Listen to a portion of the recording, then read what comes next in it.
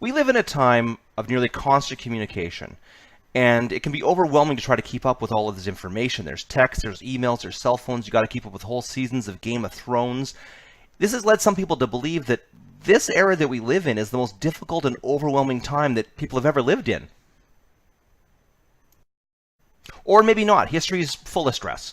Throughout history, there's been things like the Black Plague. There's been the slave trade. There's been invading Mongols. There's been saber-toothed tigers trying to bite you on the head. And even today, there's people dealing with things like war and disease and lack of drinking water. No matter where you are, you're going to be dealing with stress and depression and things that are much more than too many channels on the TV. But I'm not trying to say suck it up, Buttercup. I'm trying to say that everyone is going to feel pressure and stress at some time. It's part of the human experience and it can't be escaped. Knowing that I don't have to hide from the Spanish Inquisition doesn't make my morning commute any less stressful. Whatever pressure or stress you feel in your life is real. It's real in your mind. It's real to you. Stress and pressure cannot be eliminated or removed from the human experience, but it can be managed. So throughout the centuries, people have come up with all different methods that they use to deal with this kind of stress and how to manage it. And this can include things like getting enough sleep, going out there getting exercise if feeling good, going to therapy. And one method that people have been using for thousands of years in all sorts of different cultures, even through horrible histories that I mentioned above, is meditation. Now, I'm not going to try to sell you on this idea that meditation will give you this enlightenment that's a key that you can use to unlock all the mysteries of the universe, because it isn't. In fact, people can't even agree on a definition of enlightenment. It's not even really clear if it exists. Thinking that doing some meditation is going to turn you into a guru is the same as thinking doing some exercise to feel better will turn you into Usain Bolt. What it will do is give you some space every day where you can understand your emotions a bit, you can observe them, you can process them a little bit before you react. And now this sounds like you're turning into Spock or something where you're above emotions. You're always going to have emotions with you. They're going to be part of you. So let's try to understand them. And besides, even the real nerds know that Mr. Spock couldn't even get away from his emotions and it drove him crazy. One of the most successful examples of people taking the time to study their emotions and study how they react to the world around them was in the documentary Dama Brothers, where prisoners started taking meditation practices and the violent incident suddenly dropped in the prison. Another really successful example is the David Lynch Warriors Foundation, where soldiers are using meditation to deal with post-traumatic stress disorder from the war. The other thing it does is it gives you some time to recharge. It gives you a committed time that you're going to sit down, you're going to study how your mind is reacting to the world around you, including your body. And then when you go back to the world from that, you're going to have a game plan on what your actions are going to be, rather than just a series of reactions to the world that's happening all around you. And that's pretty much all that we're aiming for right here. Just the same as what I said before about using some diet, some exercise, some sleep. These are just tools of dealing with the world around you. And again, our goal isn't to make ourselves into some enlightened guru. Dan Harris wrote a very successful book about meditation, how it helped him. His goal is only to be 10% happier in his life.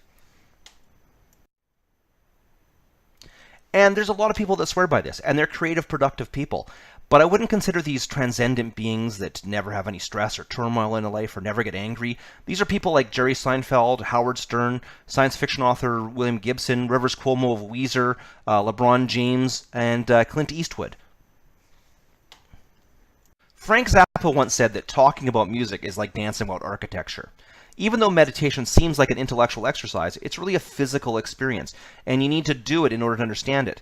So we can talk about this for the entire presentation, but if you really want to learn anything about meditation, you have to give it a try.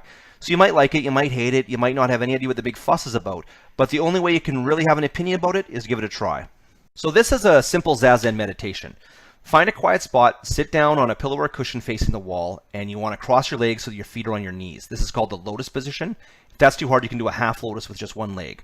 Some people suggest sitting on a chair or even lying in bed, but Zazen has evolved into this position through thousands of years of trial and error, and paying attention to the posture is one of the things that keeps you focused on the connection between your mind and body. Next, place your hands in your lap, just like in this picture. Each hand here represents the body and the mind and how they rely on each other. And lots of philosophers like René Descartes and Socrates, they had a hard time defining how the mind and the soul interacted with the body. But Zazen doesn't see a separation between thought and body. And when you think about how the world around you and the stimulus around you affects your body and the way you think, it's not worth separating the two. This is a reminder of why you're meditating and how you interact with the world around you. So the final element is breathing. What you want to do is put your tongue to the roof of your mouth and then close your mouth. You're going to breathe in deeply through your nose until your stomach distends a bit, then exhale again. While you're doing this, you want to keep your spine straight and your chin slightly tucked in. And you just want to repeat this over and over again. Deep breaths, in and out. So you want to start off with about 10 or 15 minutes of this. And during this time, thoughts are going to occur. All kinds of thoughts like I should be making more money, I'm a lousy child to my parents, my kid can't get the hang of printing, I think she's destined for a life of failure, what was Gilligan's first name? These happen, just acknowledge them, let them go away. I think of them like soap bubbles that I pop. None of these have any effect on the world around you, your bottom hand. Just focus on the breathing and the posture. Start off doing this for about 10 or 15 minutes. And during this time, all kind of thoughts are going to occur. You can have all these thoughts like, should I be making more money? Am I a lousy child to my parents? And that's pretty much it. Other forms of meditation can require chants or mantras. Some even have a monk walk around with a stick if your posture slips. But meditation doesn't have to be this serious. These other elements are all just tools to help you meditate and focus on the connection between your mind and body. But if you get your butt on the floor, you do some zazen, you're going to develop a better sense of understanding about how your mind interacts with the world around you. Now, I made this sound pretty easy, and the concept is, but it requires a lot of commitment. And you'll be amazed at how many thoughts flood into your mind even during just 10 minutes a day of this, and how exhausting it can be to let those thoughts go.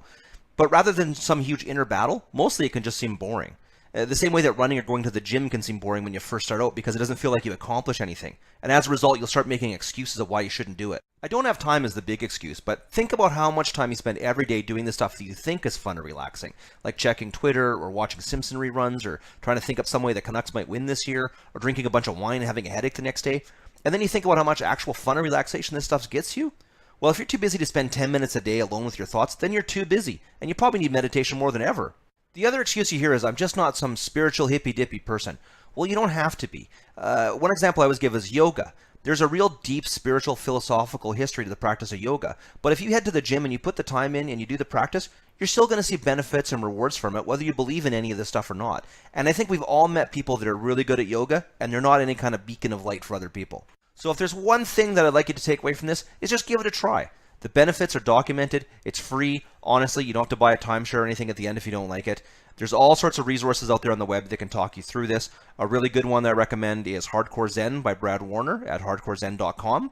But it isn't action you have to take, and you have to take that first step. So good luck. Have fun. Thanks.